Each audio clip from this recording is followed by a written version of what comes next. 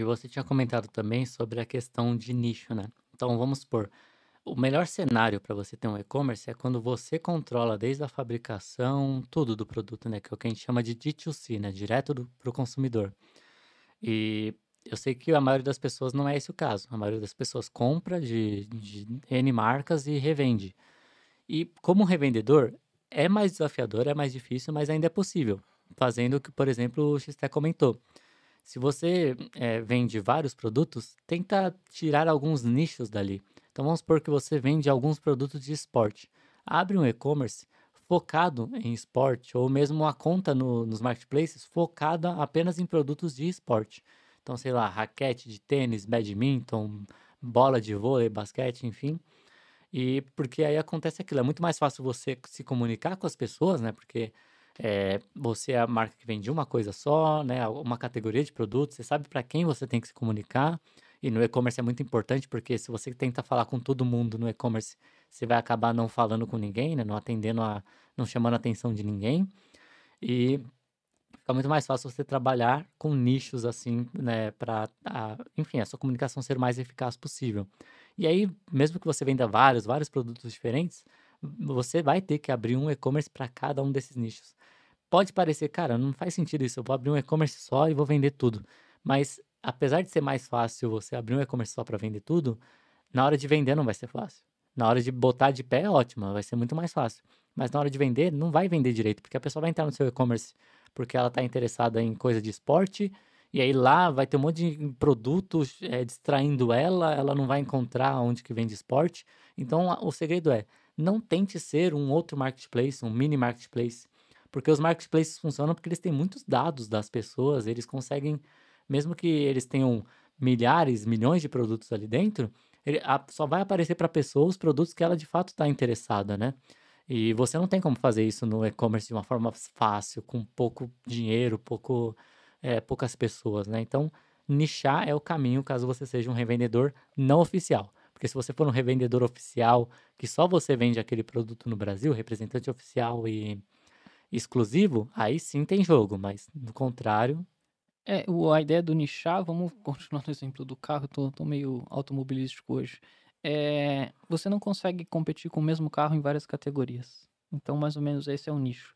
Então, quando você tem aquela categoria que você vai disputar, e aí você desce mais um nível, que é fazer aquela categoria com aquele nível de experiência.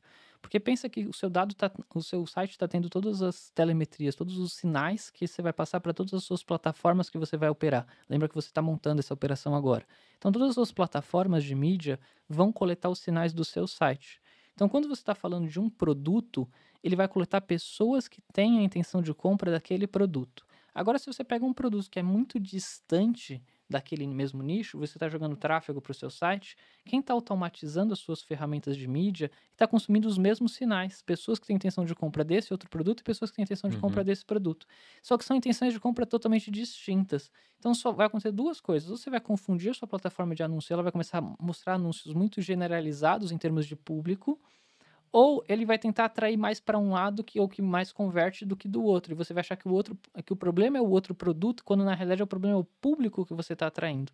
Então você tem que dar os sinais corretos para as plataformas de mídia para que ela traga o público correto. Hoje elas já têm todo o público da internet. Tem, eles têm bilhões de usuários. A Meta tem 4 bilhões de usuários quando ela integra Instagram, WhatsApp, Facebook. Só que você precisa dizer para eles qual é o público que você quer atrair. Então, quando você está nichando, você está dizendo, eu quero atrair esse tipo de público. E aí a probabilidade de você acertar quando é alguma uhum. coisa similar é muito melhor do que quando são coisas antagônicas. Então, e assim, coisas antagônicas dentro da mesma categoria. Você falou esportes. Se eu estou falando de tênis, tênis é uma coisa. Vôlei é outro esporte. São outras regras. Uhum. Então, tênis e badminton, beleza, tem ali uma harmonia que pode ter uma transição, tem raquete, tem rede, tem bolinha e tem peteca, beleza, tem alguma coisa ali que dá pra falar que ainda tá no nicho, mas mesmo assim, dentro desse nicho, uma raquete de tênis é totalmente diferente de uma de Sim. badminton, que é totalmente diferente de uma de pádel. Até o material que elas têm. Então, às vezes, vale a pena você dizer: eu sou de tênis e forneço raquetes que são de alumínio, com encordoamento e funciona desse jeito". Ou até mais ainda, né, você pode ir ao extremo: "Não, eu vendo só corda para raquete de tênis", vai ser muito mais fácil você dominar o mercado de cordas de raquete de tênis. E aí, beleza, dominei esse mercado, aí você pode pensar em Aí você começa a expandir. expandir, né? Agora eu vendo também raquetes, enfim. Então vai fazer sentido porque todo o seu ecossistema vai dar sinais para isso. Então você está dando sinal para plataforma de mídia, você está fazendo seu conteúdo de SEO voltado para isso, a probabilidade de você ranquear vai ser muito maior do que você está competindo com todo mundo.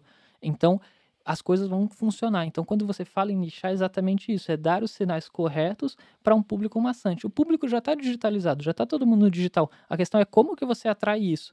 E quando você está começando ou você já tem uma operação um pouquinho mais estruturada, tudo é uma questão de custo. Quanto mais aberto, mais caro vai ser, porque no aberto você está competindo com o marketplace. E as plataformas de marketplace investem em mídia. Inclusive, acabou de sair uma notícia hoje que a Amazon desligou todas as campanhas de shopping nos Estados Unidos, na Alemanha e num outro país. Porque eles acham que eles estão vendo se vale a pena ou não fazer campanha de shopping no Google. Então você pensa, se você faz uma campanha de shopping, você está competindo com a Amazon. Mesmo você estando lá dentro, às vezes se você investe lá dentro, é você competindo com você mesmo também.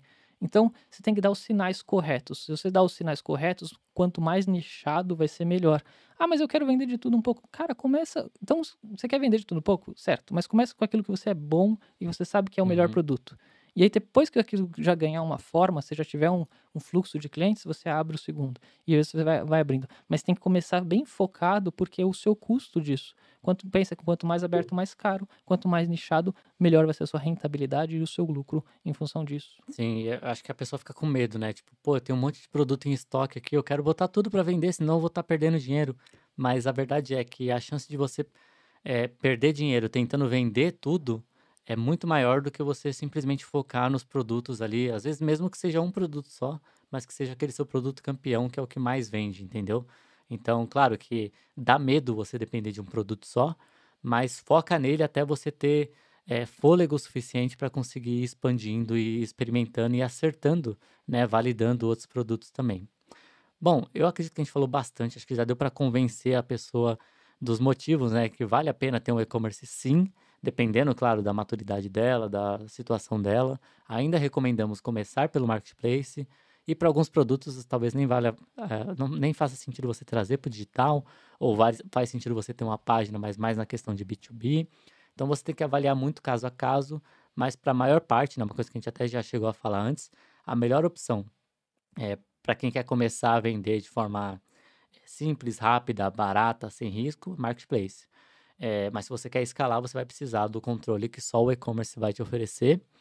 E é aquele negócio, né, que o Xté até chegou a comentar. Na maioria dos casos, o caminho é ter os dois, né? Você pode começar no marketplace, depois eventualmente vai ter que ter um e-commerce, ou você já tem um e-commerce e faz super sentido sim você vir para o marketplace, mas talvez não colocando eh, em preços menores do que você tem no seu e-commerce, principalmente se só você vende aquele produto.